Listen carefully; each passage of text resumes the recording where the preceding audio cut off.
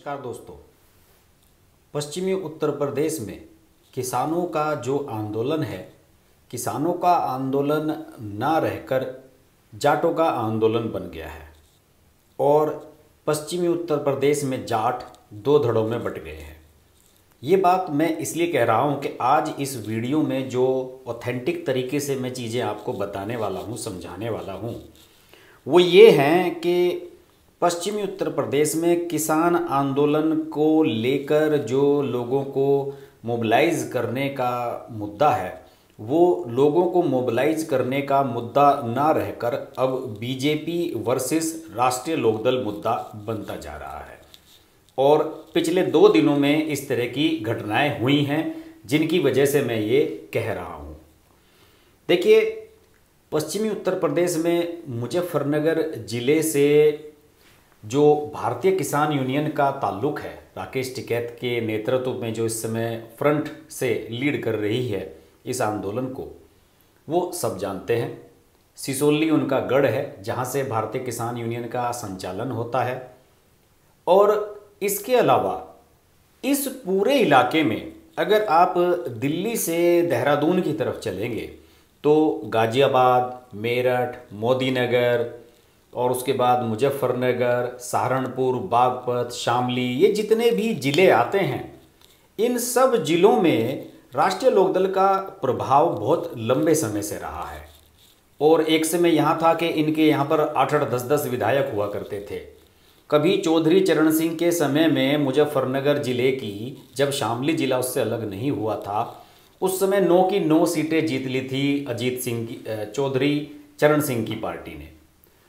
तो इन सब चीज़ों को देखते हुए वेस्ट यूपी में किसान यूनियन और राष्ट्रीय लोकदल, इन सब की नज़दीकी होना एक स्वाभाविक प्रक्रिया है।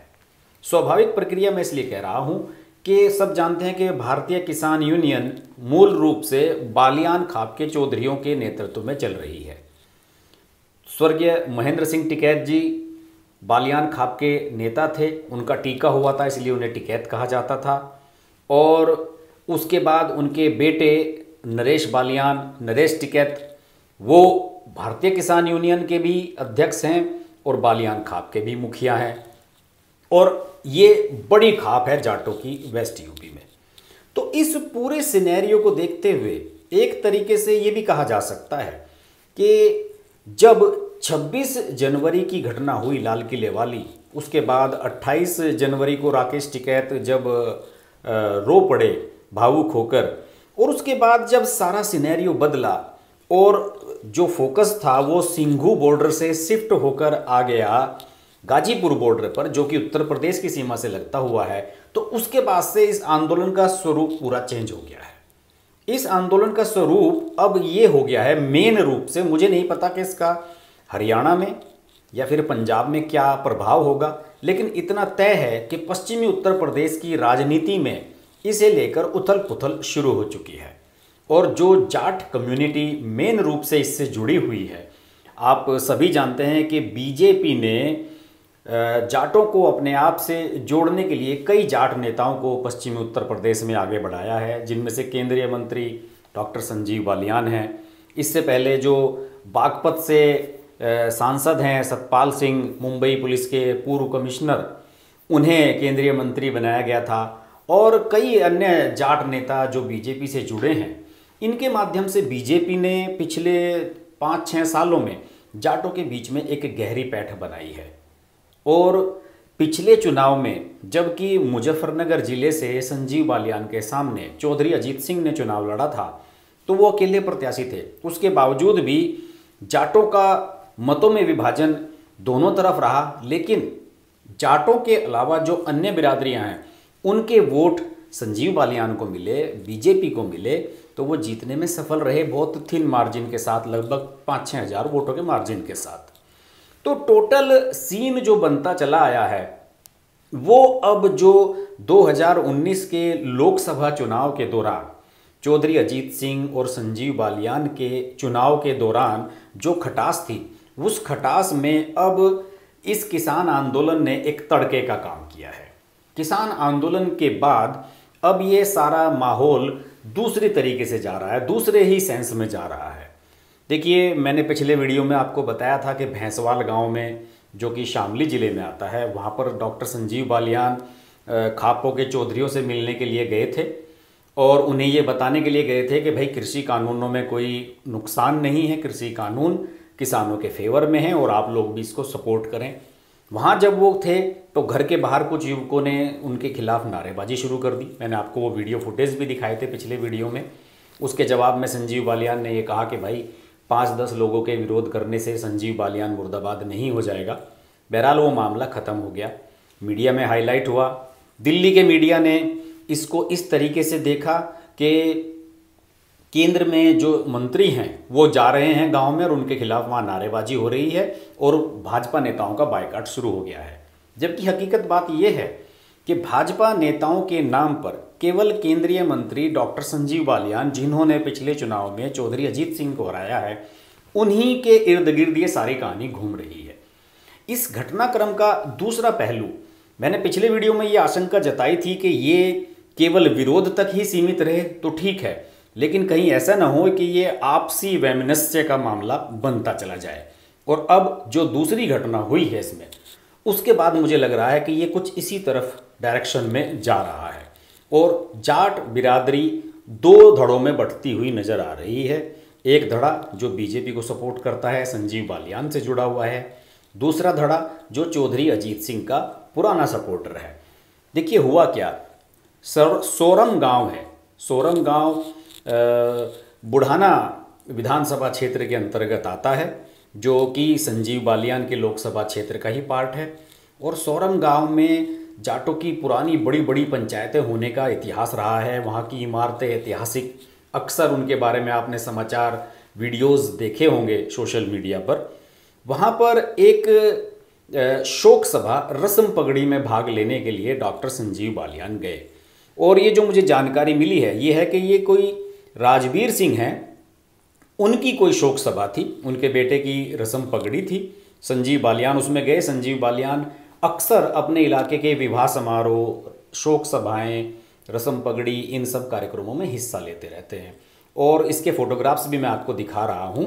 इन फोटोग्राफ्स में आप देख सकते हैं कि संजीव बालियान ने ही उस युवक को पगड़ी पहनाई और सारे गांव के लोग वहां पर एकत्र थे।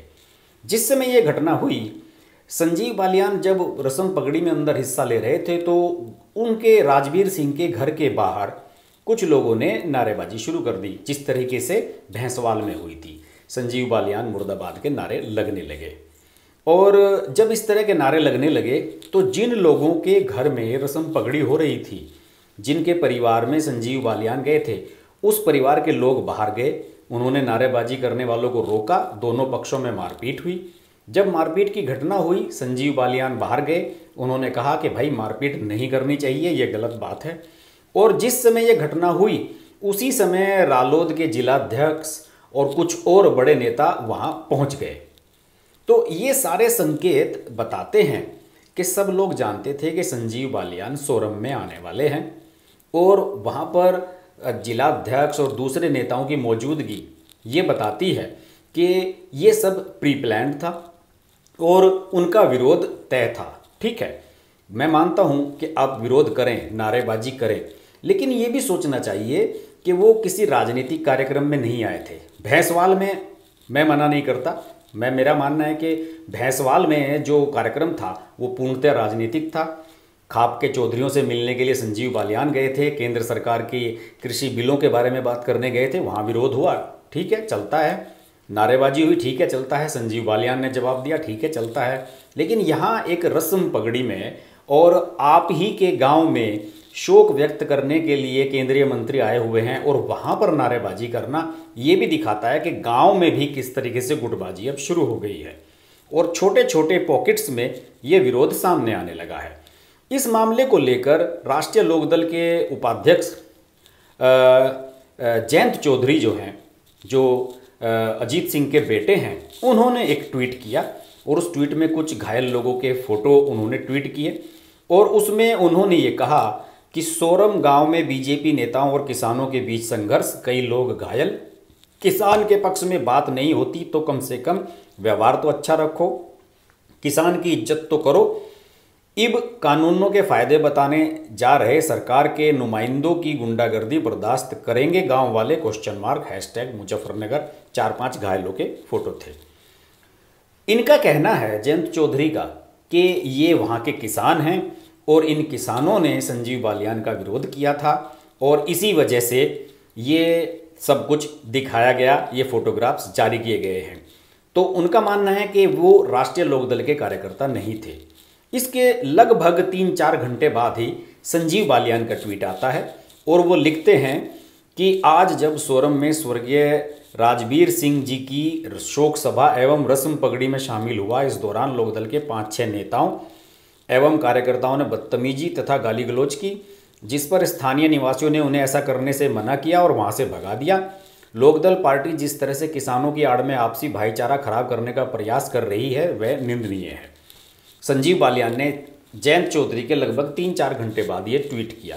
संजीव बालियान का कहना है कि वे किसान नहीं बल्कि रालोद के कार्यकर्ता हैं और राष्ट्रीय लोकदल की नेताओं की मौजूदगी वहाँ ये बताता है कि ये प्री प्लान्ड था। बहरहाल अब इस बारे में जो लेटेस्ट जानकारी आ रही है, ये भी जानकारी आ रही है कि शायद इस मसले को लेकर वहाँ पर एक जल्द ही 3-4 दिनों में अगले एक महापंचायत बुलाने का भी कॉल किया गया है। तो अब मुझे यह लग रहा है कि इस मामले को लेकर जो एक मुहिम चली है कि बीजेपी नेताओं का गांवों में बहिष्कार करो, बायकाट करो, मुझे इसमें एक संघर्ष की, एक मनमुटाव की भी एक कहीं से एक झलक नज़र आ रही है। अगर ऐसा हुआ तो गांवों का जो सौहार्द है, भाईचारा है, उसको बड़ा ही नुकसान इससे हो सकता है। फिर इसके बाद तो ये भी होगा कि जो बालियान के समर्थक हैं वो अपने गाँव में राष्ट्रीय लोकदल के नेताओं को नहीं घुसने देंगे। कभी उनके नेता भी वहाँ पर जाते हैं, उन लोगों का भी विरोध हो सकता है। तो इससे जो है ये एक जाटों की इंटरनल राजनीति शुरू हो जाएगी और जाटों के बीच संघर्ष बहुत खतरनाक हो सकता है। तो ये सब चीज़ें, इसमें दोनों पक्षों को ही सोचना होगा कि हम किसानों की बात कर रहे हैं या फिर केवल हम जाट राजनीति कर रहे हैं या फिर आने वाले यूपी के विधानसभा चुनावों को लेकर अपने हित साधने का प्रयास कर रहे हैं। इसमें बीजेपी को भी सोचना होगा, राष्ट्रीय लोकदल को भी सोचना होगा और किसान यूनियन की इसमें बड़ी भूमिका है। किसान यूनियन को तो निश्चित रूप से इस बारे में बहुत ध्यान से चलना होगा। हालांकि राकेश टिकैत ने एक अपील भी जारी की है और उन्होंने ये कहा है कि देखिए आप विरोध जताइए, लेकिन विरोध जताने के लिए आपको एक अपनी सीमा में रहना होगा, सीमा में रहकर आप काम करें और अगर कोई नेता आपके यहाँ आता है तो उससे आप प्यार से बात करें और दुर्व्यवहार तो बिल्कुल ना करें। यानी कि राकेश टिकैत ने बहुत मैच्योरिटी के साथ इस मामले को हैंडल किया है। आशा है कि उनका मैसेज लोगों तक जाएगा और ये जो आपस का भाईचारा है गांव देहात का, वो बिगड़ने से बचेगा। ठीक है, मुद्दों पर बात होनी चाहिए, लेकिन व्यक्ति से व्यक्ति का जो विरोध है वो घातक साबित हो सकता है, खासतौर से पश्चिम यूपी के भाईचारे के लिए। इस मुद्दे पर बात होती रहेगी। देखते रहिए हर्ष की बात लाइव। नमस्कार। नमस्कार दोस्तों, मैं हूँ रवीना टंडन और आप देख रहे हैं हर्ष की बात। हर्ष जी एक बहुत ही सीनियर और बहुत ही समझदार जर्नलिस्ट हैं एंड मेरे मित्र भी हैं। तो बहुत खुशी है मुझे आपको बताने के लिए कि उनका ये जो YouTube चैनल है बहुत ही कामयाब है और उसके लिए मैं उनको बहुत मुबारकबाद देना चाहती हूँ। एंड एक चीज़ ज़रूर कहूँगी उनके लिए कि वो बहुत एक अच्छे इंसान भी हैं। इंसान होना बहुत ज़रूरी है लाइफ में, क्योंकि वो अपने आप अपनी लिखावट में आ जाता है। तो बहुत ही कम ऐसे हमारे होनहार जर्नलिस्ट रह गए हैं हमारी इंडस्ट्री में जो सोचकर और समझदारी के साथ, रिस्पॉन्सिबिलिटी और जिम्मेदारी के साथ आर्टिकल्स लिखते हैं। सो कॉन्ग्रेचुलेशंस हर्ष जी, एंड आप लोग ज़रूर देखिए, लाइक कीजिए हर्ष की बात।